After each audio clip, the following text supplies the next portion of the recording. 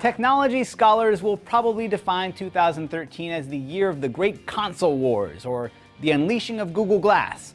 But for me, I think of 2013 as the battle of the smartphone cameras. Now, the phone wars used to be waged in number of processors or screen size, but lately it's all been about megapixels and designer lenses. I'm Donald Bell, and in this top 5 I'll be counting down the best smartphone cameras ranked by CNET senior editor Jessica Dolcourt. Cameras so good, you'll want to smudge them up just a little bit just to keep your selfies from frightening people. Starting off at number 5, the iPhone 5. Now, Apple was one of the first companies to really put a lot of effort into photo quality. And they didn't do it with a lot of BS about megapixels. No, they let the photos do the talking. Before everyone else caught up to Apple's image processing, you used to be able to pick out the photo taken by an iPhone just by looking at it. Now, the iPhone still has a great camera, but the phone itself is about a year old now. It's one of the oldest ones on this list. They have some catching up to do, but if the rumors around the next iPhone are any indication, camera improvements are at the top of the list. At number 4, the HTC One, one of my personal favorite phones of the year, and definitely a phone that puts its camera features up front. You want megapixels? How about ultra pixels? How about an image processor that drinks up light like David Hasselhoff drinks cheeseburgers? Plus, there are a bunch of extra shooting modes. You can stitch together action shots, shoot in a paparazzi burst mode, and even shoot video and photos simultaneously. Great phone, great camera, and one of the only reasons anyone is still really talking about HTC. Next up at number 3, the Samsung Galaxy S4. Now, if we were just talking about the best overall smartphones, the list would end here. This is one of our favorite phones of the moment. It's an editor's choice, and it's an unqualified recommendation to anyone who just wants a great phone. But it also happens to have a beautiful 13 megapixel camera on board, along with a suite of photo features and modes that rival the HTC One.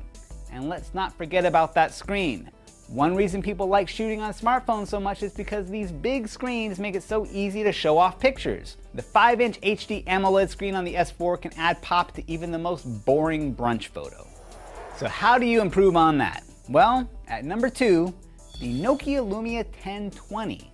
Now here's a phone that is truly reaching out to stab the point-and-shoot camera in the back. This is a beautiful freak of a phone with a giant sensor capable of shooting up to 41 megapixels. Now this isn't just another meaningless battle of pixels. Nokia is smart. They take those extra pixels and use that information to intelligently process it down to a more manageable 5 megapixel image that will knock your socks off. And did I mention that it's a Windows phone? Seriously, if you want something that's as quirky as your Tumblr blog, the Nokia Lumia 1020 is your phone. But our number 1 smartphone camera goes to the newest kid on the block, the Samsung Galaxy S4 Zoom.